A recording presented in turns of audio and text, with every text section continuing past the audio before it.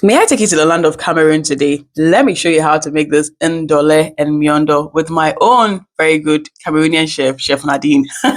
So today I'm in the kitchen with Nadine and she's going to teach us how to make Ndole and Miondo.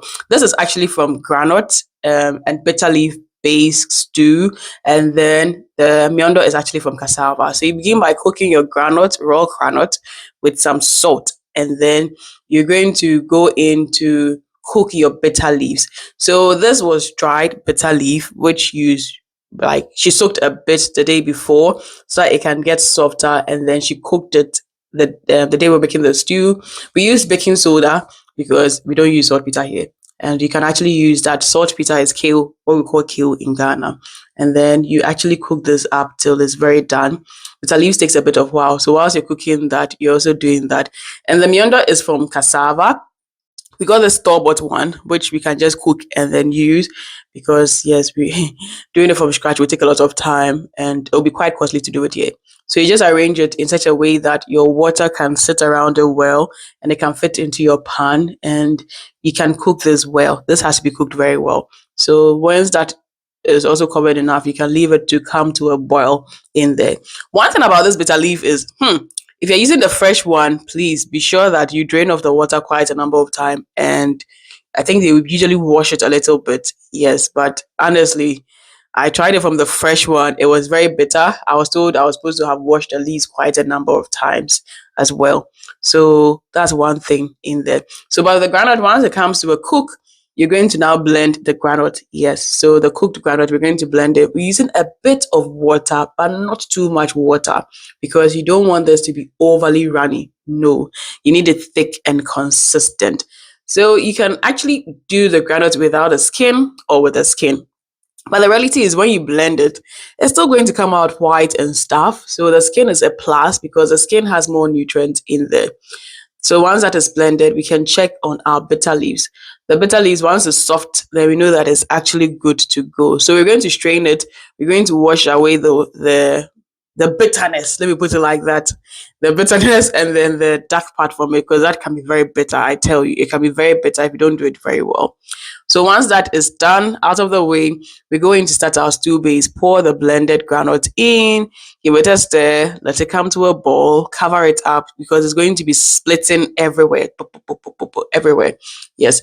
So once that comes to a fair cook, then we go in with the meat stock. So we pre-cooked the meat, and then we added in garlic powder, ginger powder, onion powder in there as well. And I think you can actually use fresh vegetables if you want to as well, instead of the powdered ones, but the powdered ones really makes your work very easy. So at this point, you want to reduce the heat because it's virtually coming to a cook. And then we added in crayfish, and then we added in some onions in. I love onions, so Nadine had to add more onions for me. Yes.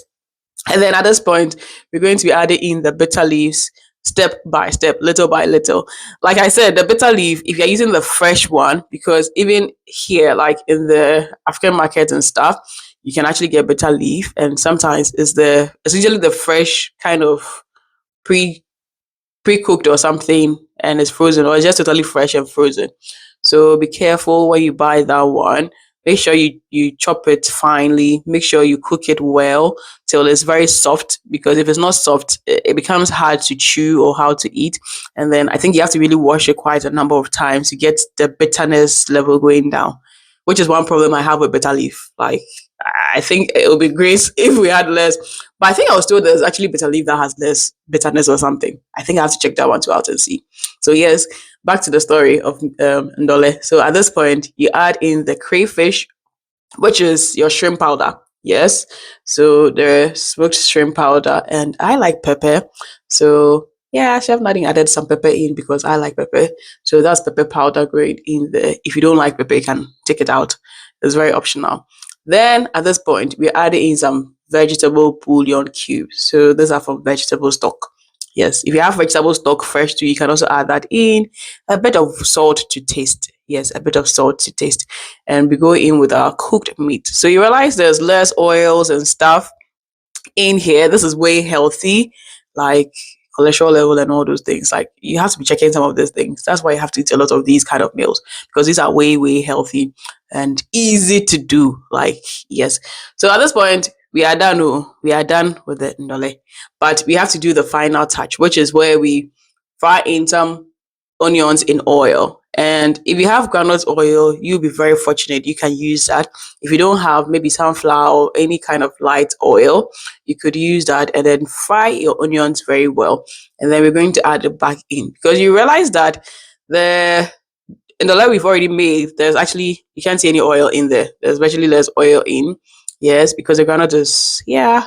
So you put that in, and that also kind of makes it look nicer. And that also like complements it. If you like more onions like myself, put in more onions. That's why we have a lot of onions here, because I love onions. So my chef gave more onions in there just for me. Thank you very much, Chef Nadine. So yes, at this point we're virtually done. Like, it's so easy to do. And because I love plantains as well, like, yeah, we can make it the traditional way, but we can also still adapt it a little bit. So we added in some plantains to it. um Plantains take shorter time to cook compared to the Miondo, because that one is already in leaves. So the leaves already taking a long time to actually finish cooking. And then I think our water was also going down. So we added a little bit more of water, and then we cooked it up. Once it was done, we just poured out the water.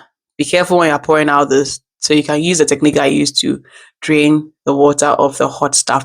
And then, yeah, we're good to go. The Miondo, this is where the finesse comes in. This is where the technique comes in.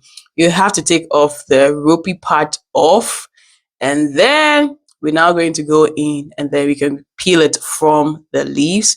So you roll, this was on both sides. I think they wanted us to get twins, so they gave us twins in that.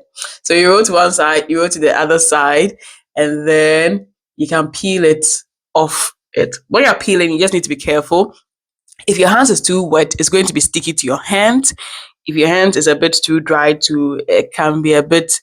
I think just make sure that your hand is wash your hands, wipe it with a towel, and then you can easily be peeling it out. Yes. So that's the thing. Sometimes when you start it, it will take some time for you to get used to it, because myself, I also had a struggle with it. And you just throw it over it. If you're not doing too well with the throwing, you can just fold it around it, because you just want to get something flower looking kind of something.